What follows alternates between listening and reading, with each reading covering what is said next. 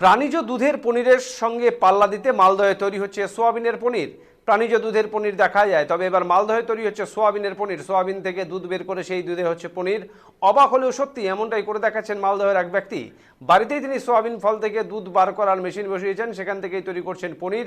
এই পনিরের চাহিদা ক্রমশ বাজারে বৃদ্ধি পাচ্ছে। শুধুমাত্র গবাদি পশুর দুধ থেকে নয়, ফল থেকেও যে দুধ বার করে পনির তৈরি করা যায় তা করে দেখাচ্ছেন মালদহের ইংরেজবাজার ব্লকের জহুরাতলা রায়পুরের বাসিন্দা সুশোভন ভট্টাচার্য। এই পনির বিক্রি করে ব্যাপক আয় করছেন তিনি বলে জানান।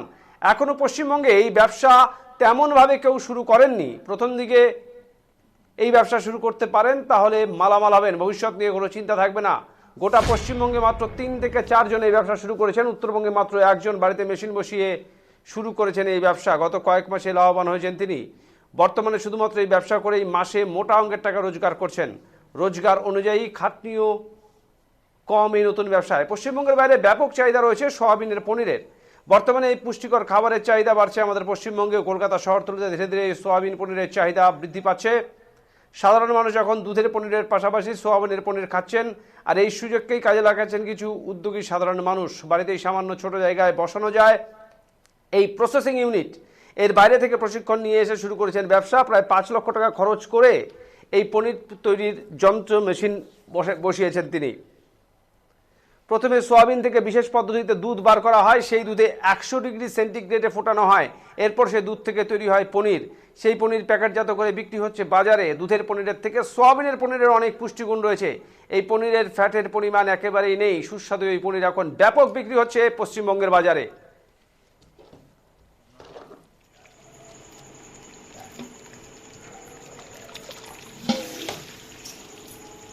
জলই বলি জলই বলি জলই বলি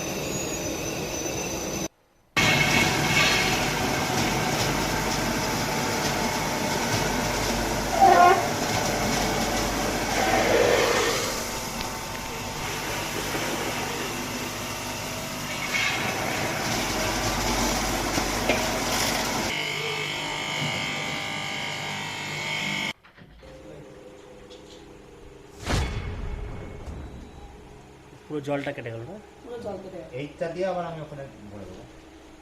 আমরা রেডি করি। সোজা ইয়ে করে তুলো না, এই যে এটা কেটে গেল না, এইটা কেন চলবে না? হ্যাঁ, এইটা তুলো, তাহলে বুঝতে পারবে।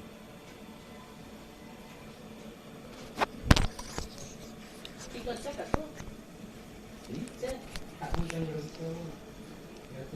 সয়াবিন থেকে যে পনিরটা তৈরি হয় এর নাম হচ্ছে টোফু। এটা ইন্টারন্যাশনাল মার্কেট, এটা কমন নাম হচ্ছে টোফু, একে বলা হয় টোফু। এটা হচ্ছে প্রাণীজ, যে আমরা পনির সাধারণত জানি হচ্ছে প্রাণীজ দুধ থেকে সবসময় তৈরি হয়, যেমন গরু, ছাগল, মহিষ এসব দুধ থেকে সব তৈরি হয় পনির, মানে হচ্ছে গরু প্রাণীজ দুধ থেকে। কিন্তু আমার কাছে যে পনিরটা পাওয়া যায় সেই পনিরটা হচ্ছে টোটালি সয়াবিনের পনির পাওয়া যায়। সয়াবিন থেকে যে দুধটা তৈরি হয় সেটা দিয়ে তৈরি হয়, প্লাস হচ্ছে আমি এর মধ্যে কিছু কাঁচা বাদাম দিই আর কিছু কাঠবাদাম দিই, এর থেকে দুধ দেয়। এটা পুরো হচ্ছে উদ্ভিজ দুধ থেকে, এটা প্ল্যান্ট দুধ বলা হয়।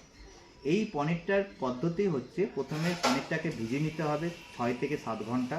শীতকালে হচ্ছে 10 ঘন্টার মতো ভিজাতে হয়, 10 ঘন্টার উপরে রাখা যায় না। গরমকালে 6 থেকে 7 ঘন্টার মধ্যে ভিজে রাখতে হয়।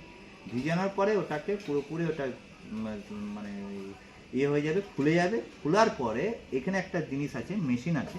এই মেশিনের মাধ্যমে এটাকে গ্রাইন্ডার করা হয়, মানে পিষিয়ে ওটাকে দুধ বার করা হয়। ওই দুধটাকে খাওয়া যায় না, ওটা র ইয়ে করা যায়।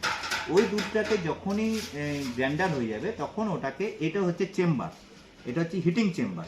এই হিটিং চেম্বারে বাষ্প হয়, জল ভর্তি করা থাকে, বাষ্প হয়। বাষ্প হওয়ার করার পরে এই জিনিসের এইটার মধ্যে হচ্ছে কুকারের মধ্যে দুধটাকে দেওয়া হয়।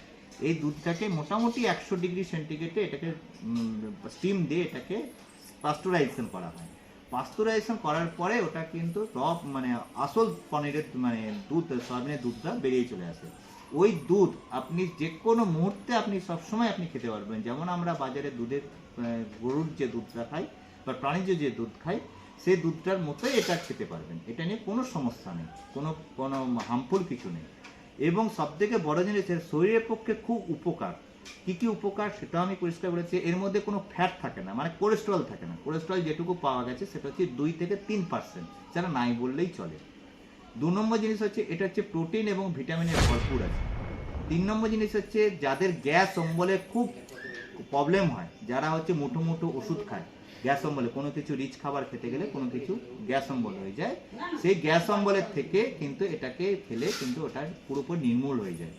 এটা কি করে বুঝবেন? ধরুন আপনি আজকে পনিরের কোনো কিছু খেলেন, আমার কাছ থেকে পনির নিয়ে রাত্রিবেলায় কিছু তৈরি করে খেলেন, এটা ক্লিয়ার হয়ে যাবে, আপনার মানে ফ্রেশ লাগবে। এটা সত্যি কথা বলতে আমাদের ইস্টার্ন ইন্ডিয়াতে এটা কিন্তু বাজারের চাহিদা একেবারে কেউ জানে না। এটা প্র্যাকটিক্যাল জিনিস, এটা ধীরে ধীরে বাজার তৈরি করা হচ্ছে। যারা ধরুন হেলথ কনসাস নিয়ে একটু যারা পরিচিত আছে তাদের ক্ষেত্রে এটা খুব ভালো, এবং তারা কিনেওছে খেয়েওছে, তাদের কাছ থেকে আমি ফিডব্যাক পেয়েছি। আমি কিছু কিছু জায়গায় বলতে গেলে বড় বড় মল যেখানে আছে, যেখানে আমি হোটেল ইন্ডাস্ট্রি আছে, তাদেরকেও আমি ট্রাই করেছি, তারাও খেয়ে বলেছে দাদা এটা তোমার ভালো জিনিস তৈরি। মালদায় বলতে গেলে আমার এখানে সমবায়িকা অলরেডি মেটেরিয়ালস নিতে আরম্ভ করেছে এবং সেখানে মেটেরিয়ালস পাওয়া যাচ্ছে। মোটামুটি খরচ হতে সমস্যা, ধরুন আমার কাছে কিছুই ইউনিটে কোনো কিছু পেপার কিছু ছিল না। আমি এটা তৈরি করতে মোটামুটি 5 থেকে 5.5 লাখ টাকার মতো খরচা লেগেছে সব কিছু মিলিয়ে করতে। এটা আমি টোটাল, আমি অ্যাকচুয়ালি এগ্রিকালচারের স্টুডেন্ট। আমি এগ্রিকালচারে পাস আউট হওয়ার পরে আমি এগ্রিকালচার নিয়ে পাস আউট করেছি এবং সেখানে আমি কিছু কিছু জিনিস করেছি এবং MBA স্টুডেন্ট 1 নম্বর। 2 নম্বর জিনিস হচ্ছে আমি এটাকে চিন্তা ভাবনা করেছিলাম যে আমি কিছু জিনিস তৈরি করব এগ্রিকালচার সম্বন্ধে, যেটা আলাদাভাবে তৈরি করব। কারণ আমাদের এখানে সবসময় প্রচলন আছে যে আমি মানে সবাই চিন্তা ভাবনা করে যে লোকালাইজ যে জিনিসগুলো পাওয়া যায় সেই লোকালাইজ জিনিস দিয়ে কোনো কিছু তৈরি করা, মানুষ এটা চিন্তা ভাবনা করে। কিন্তু আমার চিন্তা ভাবনা ছিল আমি বাইরে থেকে কোনো জিনিস নিয়ে আসবো, সেখানে আমি নতুনভাবে নতুন কিছু তৈরি করবো যাতে মানুষের কিছু উপকার লাগে। সেই কারণের জন্য আমি এটাকে চিন্তা ভাবনা করে আমি সয়াবিনের থেকে আমি করেছিলাম যে সয়াবিনের থেকে যে দুধটা ধরে সেখান থেকে কী কী তৈরি করা যায়, একবার আমি রিসার্চ করেছিলাম। রিসার্চ করার পরে আমি এটা চিন্তা ভাবনা করেছিলাম যে এটা আমি ডাইরেক্ট, কারণ দুধের সমস্ত কারিগর বা দুধের সমস্ত কিছু হচ্ছে সবথেকে বেশি হচ্ছে পাঞ্জাবের লোকরা সবথেকে বেশি জানে।